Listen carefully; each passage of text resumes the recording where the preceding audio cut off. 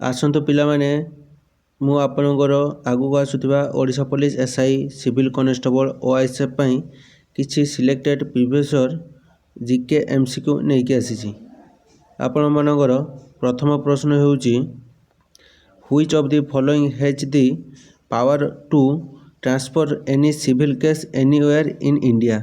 ଆପଣମାନଙ୍କର କୌଣସି civil case ମାନେ କୌଣସି ସମୟରେ ମାନେ କୌଣସି ସ୍ଥାନକୁ ସ୍ଥାନାନ୍ତରିତ କରିପାରିବ କାହାର କ୍ଷମତା ଅଛି ଏହା ପ୍ରତି? ପ୍ରେସିଡେଣ୍ଟ, ପ୍ରାଇମ୍ ମିନିଷ୍ଟର, ପାର୍ଲାମେଣ୍ଟ ଏବଂ ସୁପ୍ରିମକୋର୍ଟ। ଏହାର ଆପଣମାନଙ୍କର ଉତ୍ତର ହେଉଛି ସୁପ୍ରିମକୋର୍ଟ। ଏବଂ ଆପଣମାନଙ୍କର ସେକେଣ୍ଡ କ୍ୱେଶ୍ଚନ୍ ରହୁଛି, which of the following wrote the white tiger. The white ଟାଇଗରର ଲେଖକ କିଏ? ଅରୁନ୍ଧତୀ ରୟ, ଅରବିନ୍ଦ ଅଗାଡ଼ି, ସଲମାନ ରୁଶିଦ, କିରଣ ଦେଶାଇ। ଏହା ଆପଣମାନଙ୍କର ଉତ୍ତର ହେଉଛି ଅରବିନ୍ଦ ଅଡ଼ିଗା। ଅରବିନ୍ଦ ଅଡ଼ିଗା ହେଉଛି ଆପଣମାନଙ୍କର ହ୍ୱାଇଟ୍ ଟାଇଗରର ରାଇଟର।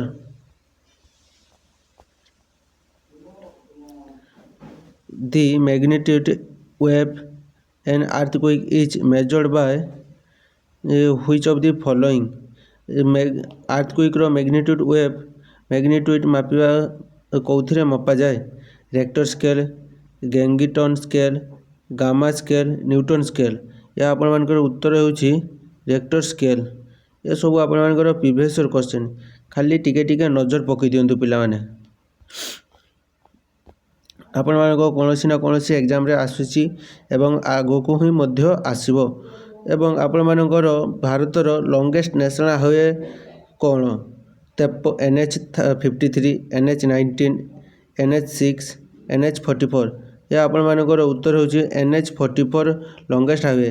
ଏହା ଆପଣମାନଙ୍କର ଜାମ୍ମୁ କାଶ୍ମୀରର ଶ୍ରୀନଗରଠୁ ତାମିଲନାଡ଼ୁର କନ୍ୟାକୁମାରୀ ପର୍ଯ୍ୟନ୍ତ ଲମ୍ବେଇଛି। ଏବଂ ଆପଣମାନଙ୍କର ଆଗକୁ କ୍ୱେଶ୍ଚନ୍ ହେଉଛି, which British governor general was associated with abolition of sati ପ୍ରଥା।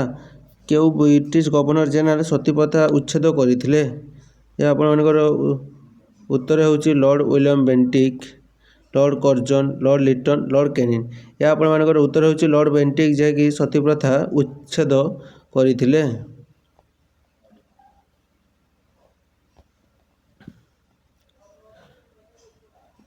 Which of the following in which of the following present day country is the oldest civilization of the world? Mesopotamia civilization situated। ଆପଣମାନଙ୍କର oldest civilisation ହେଉଛି ପୃଥିବୀର Mesopotamia.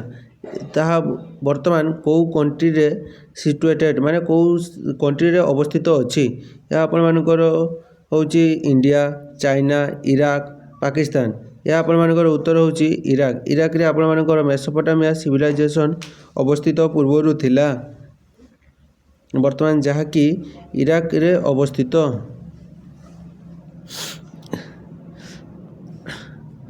In which year reserve bank of India establish? Reserve bank India କେଉଁ ମସିହାରେ ସ୍ଥାପନ କରାଯାଇଥିଲା? 1934, 1935, 1949, 1947। ଏହା ଆପଣମାନଙ୍କର 1935 ମସିହାରେ ରିଜର୍ଭ ବ୍ୟାଙ୍କ ଅଫ୍ ଇଣ୍ଡିଆ ସ୍ଥାପନ କରାଯାଇଥିଲା। ରିଜର୍ଭ ବ୍ୟାଙ୍କ ଅଫ୍ ଇଣ୍ଡିଆର ହେଡ଼କ୍ୱାର୍ଟରଟା କେଉଁଠି? ଏହା ଆପଣମାନଙ୍କର ମୁମ୍ବାଇ ଠାରେ ଅବସ୍ଥିତ। ଏବଂ ପିଲାମାନେ ଆପଣମାନେ କମେଣ୍ଟ ସେକ୍ସନରେ କହିବେ ଯାହାକି ଆପଣମାନଙ୍କ ରିଜର୍ଭ ବ୍ୟାଙ୍କ ଅଫ୍ ଇଣ୍ଡିଆର CEO କିଏ?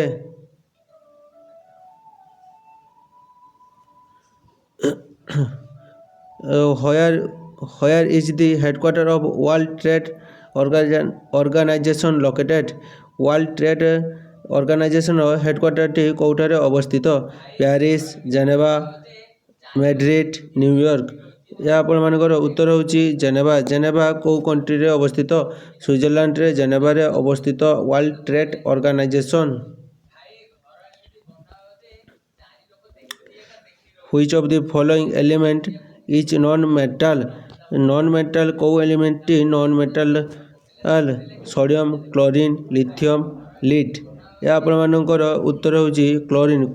କ୍ଲୋରିନ୍ ଗୋଟିଏ ମେଟାଲ ନୁହେଁ, ଏହା ଏକ non metal. in which year was the atom bomb dropped on Hiroshima in Japan? କେଉଁ ମସିହାରେ ଜାପାନର ହିରୋସୀମା ଠାରେ ଆପଣମାନଙ୍କର ଆଟମ୍ ବମ୍ ଡ୍ରପ୍ ହୋଇଥିଲା? 1945, 1942, 1948, 1940। ଏହା ଆପଣମାନଙ୍କର ଉତ୍ତର ହେଉଛି 1945 ମସିହାରେ। କେତେ ତାରିଖ? ଅଗଷ୍ଟ 6 ତାରିଖରେ ହିରୋସୀମା ଏବଂ 1945 ମସିହା ଅଗଷ୍ଟ 9 ତାରିଖରେ ନାଗାସାକିଠାରେ ଆପଣମାନଙ୍କର ଆଟମ୍ ବମ୍ ଡ୍ରପ୍ ହୋଇଥିଲା। Which of the following is International Women Day? International women day କେଉଁ ମାସ କେତେ ତାରିଖରେ ପାଳନ କରାଯାଇଥାଏ? 3 ମାର୍ଚ୍ଚ, 8 ମାର୍ଚ୍ଚ, 8 ମେ, 1 ମେ। ଏହା ଆପଣମାନଙ୍କର ଉତ୍ତର ହେଉଛି ମାର୍ଚ୍ଚ 8ରେ ଇଣ୍ଟରନ୍ୟାସନାଲ୍ ୱିମେନ୍ ଡେ ପାଳନ କରାଯାଇଥାଏ।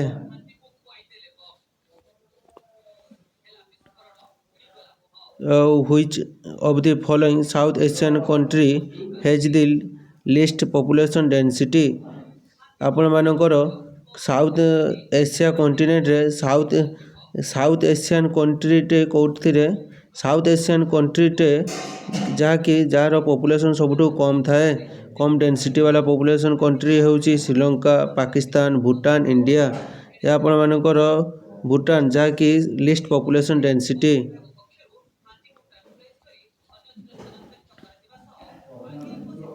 Ozone layer protect earth against what? Ozone layer କାହାକୁ ପ୍ରୋଟେକ୍ଟ କରିଥାଏ? ମ୍ୟାଗ୍ନେଟିକ୍ ରେ, ଇନଫ୍ରାରେଡ୍ ରେ, ଏକ୍ସ ରେ, ଅଲ୍ଟ୍ରାଭାয়োଲେଟ୍ ରେ। ଏହା ଆପଣମାନଙ୍କର ଅଲ୍ଟ୍ରାଭାয়োଲେଟ୍ ରେକୁ ପ୍ରୋଟେକ୍ଟ କରିଥାଏ ozone layer.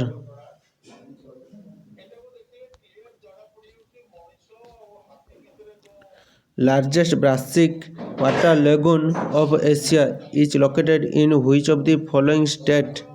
Largest brackish water lagoon କେଉଁଠାରେ ଅବସ୍ଥିତ?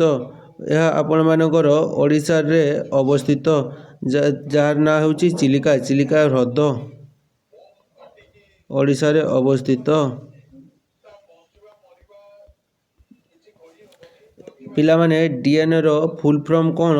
ଏହା ଆପଣ କମେଣ୍ଟରେ ଜଣାଇବେ ଏବଂ କେମିତି ଲାଗିଲା ଆପଣମାନେ ଟିକେ କମେଣ୍ଟ କରି ଜଣାଇବେ।